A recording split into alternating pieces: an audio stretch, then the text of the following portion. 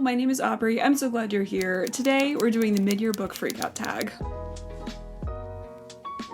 I feel like the mid-year book freakout tag is just like a tried and true staple of BookTube. So let's just get into the questions. Question number 1 is the best book that you've read so far. And for this I have 2 answers. So by far the best book that I've read so far this year is The Reformatory by Tananarive Due. And I'm not going to spend too much time on this because I did recently gush about this in like my top 5 books from Q1 video, which I'll have linked down below if you want to check that video out. But basically this is a historical horror taking place in 1950s Florida, where a young boy is wrongfully sent to the Gracetown School for Boys, also known as the Reformatory. And there at the Reformatory, Robbie is haunted by the ghosts of other young boys who have been wronged at this place. This is just such an excellent read on so many levels. This is excellent as a historical fiction because it captures the racism and politics of the time, while also being an excellent horror with plenty of tension and scary scenes and dread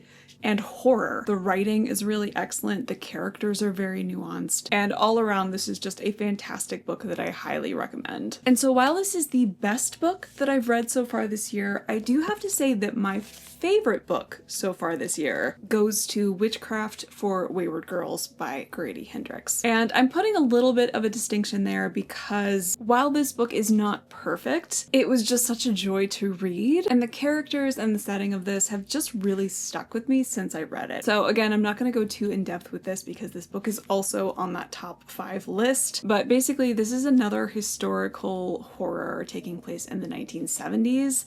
And we are following our main character, Fern, who is a 16-year-old girl who gets pregnant. And so her parents ship her off to a home for wayward girls. And there at the home, she meets many other girls her own age going through the exact same thing. And I think what I loved about this book was the portrayal of teenage girlhood, which is a wild thing to say because this was written by a man. But Grady Hendrix just somehow gets it. While I certainly couldn't identify with like the exact circumstances of what these girls were going through, I could relate to being a teenage girl and being looked over, shamed, taught to hate myself and my body, being gaslit by adults, being manipulated by adults. All of those aspects of the book were extremely relatable, and I guess I just felt like I could so easily slip into their shoes and I could so easily empathize with what they were going through. I loved all the female characters, and I loved that this was shedding light on something that is so taboo, that is so shamed and looked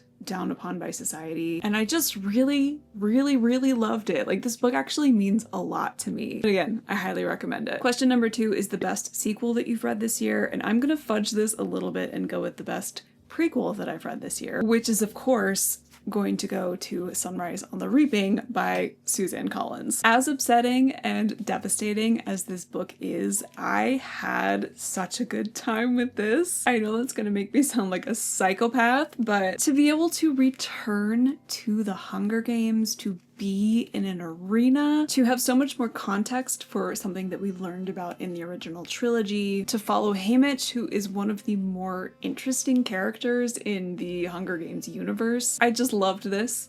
The epilogue had me tearing up like crazy. It was extremely rude of Suzanne Collins to do that to us, but I love her for it, and I'm here for any other Hunger Games books that she chooses to write. Just the fact that we are still getting these books, the fact that they are still so relevant.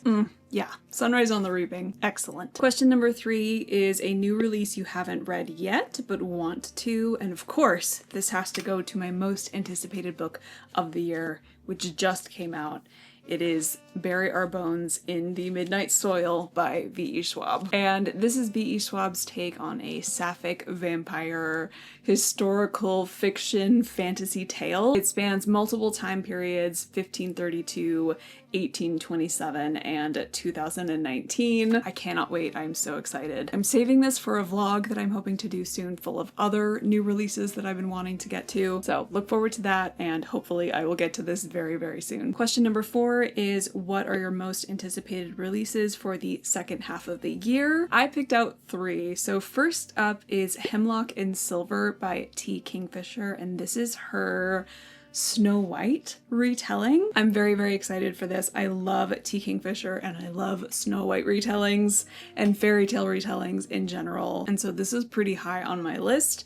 I also have Wild Reverence by Rebecca Ross. And Rebecca Ross has quickly become one of my favorite authors. Like, I just love her writing style. It's so atmospheric and evocative and beautiful. I think that this might be another epistolary novel, or at least have epistolary elements, because we're following a young goddess with messenger magic, and she is known to carry words and letters throughout the realm. There is a mortal boy who dreams of her despite the fact that they have never met in the waking world, and it seems that the two are destined to find each other beyond their dreams. So I think this is definitely like solidly a romantasy, but I like romantasy when Rebecca Ross writes it, so I am really looking forward to that. And then the last one on my list is Play Nice by Rachel Harrison, and I will say that a big part of that is that the cover is so excellent. This is such a good cover. But also, okay, so while I didn't love So Thirsty last year,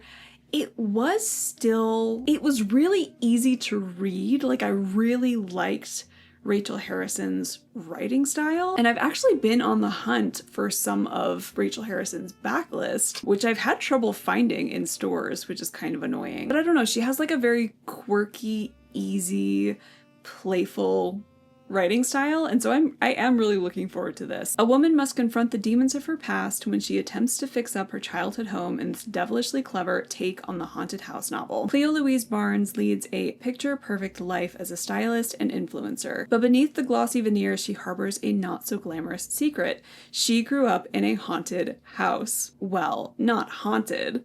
Possessed. After Cleo's parents' messy divorce, her mother Alex moved Cleo and her sisters into a house occupied by a demon, or so Alex claimed. That's not what Cleo's sisters remember, or what the courts determined when they stripped Alex of custody after she went off the deep end.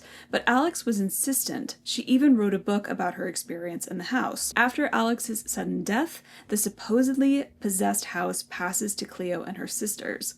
Where her sisters see childhood trauma, Cleo sees an opportunity for house-flipping content. Only, as the home makeover process begins, Cleo discovers there might be some truth to her mother's claims. As memories resurface and Cleo finally reads her mother's book, the presence of the house becomes more real and more sinister, revealing ugly truths that threaten to shake Cleo's beautiful life to its very foundation. So I don't know, it just kind of sounds like quirky horror, which could be a lot of fun. All right, question number 5 is your biggest disappointment. And for this, I again have 2. So first up, I have Red, White, and Royal Blue by Casey McQuiston. I read this for my rom-com vlog earlier this year, and I just didn't really like it that much, which was kind of a shock because I do tend to love queer stories, and I feel like more and more I'm gravitating towards queer stories. This just did not hit for me. I didn't particularly like the humor. I didn't really like any of the characters. Most of the side characters felt extremely samey. Like, the dialogue felt completely interchangeable character to character, and the sense of humor specifically felt very interchangeable. And so, like, most of them, you know, curse a lot and have like really like sassy, aggressive attitudes and like don't take any shit. And like, it just, you know, when every single character feels like that, it just kind of felt too much. I didn't really feel the chemistry between our 2 male leads. There's really not that much tension or development or lead up to them getting together. It is very much like a lust to love type of romance. And so it just didn't really work for me on a bunch of levels, which is too bad because I was really looking forward to it. My second biggest disappointment of the year is Water Moon by Samantha Soto Yambao. And this is another one that really should have been so up my alley. It's a whimsical, dreamy tale about a young woman who inherits her father's magical pawn shop where people will come in and pawn off their memories or their anxieties or their shame. One day, this young woman wakes up and the pawn shop has been ransacked and her father is missing, and so she has to go on this magical, whimsical adventure to all of these like Studio Ghibli-esque places. And I should have loved this. Like, I should have loved this. To be honest, it was just kind of a mess. Like, the characters are not that well written or fleshed out. The dialogue is really stilted and juvenile and just like awkward to read. The plot kind of flits around a little bit too quickly. We don't get to linger in any of these like very cool, very interesting places. And just overall, it was really, really disappointing. So Water Moon, unfortunately, not for me. Number 6 is your biggest surprise. And this has to go to The Love Hypothesis by Ali Hazelwood, because never in a million years would I have thought that I was an Ali Hazelwood girly pop. And based on how much I loved this, I think I am. I mean, I don't know. This is the only one I've read so far, but like, this book was just so much fun to read, okay? I'm not gonna defend it. I'm not gonna say that the writing is good. I'm not gonna say that the characterization is good. I'm not gonna say that the fact that it's Reylo fanfiction isn't cringy as hell. I am going to say that I had a blast reading this book. I had so much fun. I was smiling so much. I was laughing. I was giggling. I was kicking my little feet. It was so fun. It was just so fun, okay? I had a good time. Yeah, biggest surprise definitely goes to The Love Hypothesis. Question number 7 is newest favorite author.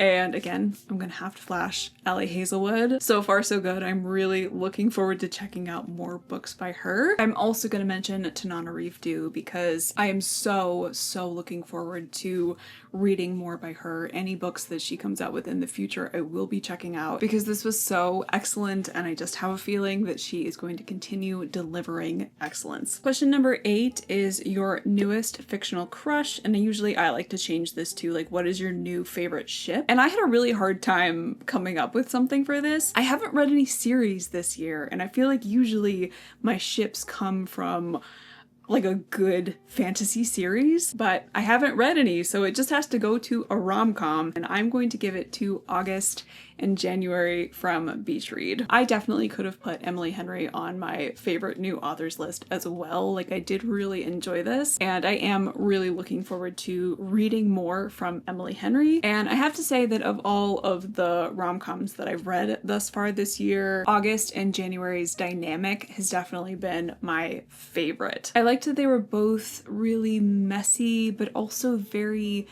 genuine and trying their best and doing their best and just like moving through grief and hardship kind of in their own way. And I liked that they could lean on each other and rely on each other for comfort, for inspiration. I just really liked the two of them together. I felt like they had a lot of chemistry. And yeah, overall, I really enjoyed my time with Beach Read, so favorite couple definitely goes to them. Question number 9 is, what is your newest favorite character? And for this, I again have two because I can never just pick one. I am again going to mention Fern from Witchcraft for Wayward Girls. I just really loved her character. I mean, I found her situation to be very harrowing, and so it was easy to kind of fall in love with her because of what she was going through, but I also just really liked the way that she did her best to take care of everyone around her, the ways that she was trying to make their situation better in whatever ways that she could with whatever little power that she had. I just really loved her, as well as all of the other girls. And another one of my favorite characters this year is Miriam from Spinning Silver. I really love Miriam. This is a like loose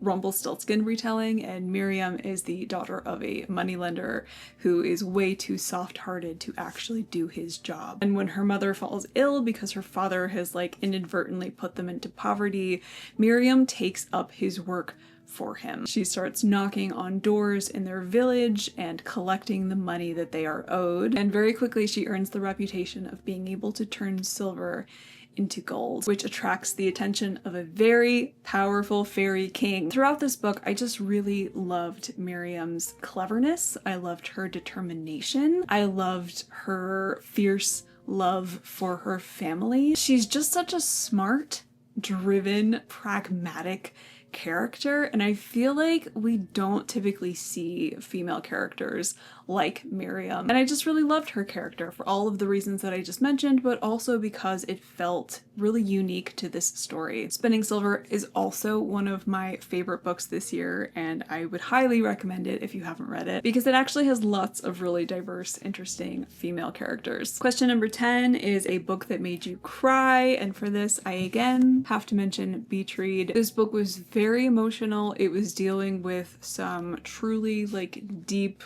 topics for a rom-com, which I definitely appreciated about it. I appreciated that it was willing to go there and delve a little bit deeper and be emotional and deal with heavier topics. One of the topics in this book is familial relationships, our relationships to our parents, the people we love, and the fact that sometimes our parents are not who we thought they were. And so our main character, January, is dealing pretty heavily with the fact that her father is not who she thought he was, and the grief of that, because she also is dealing with his passing and things that have come to light after his passing.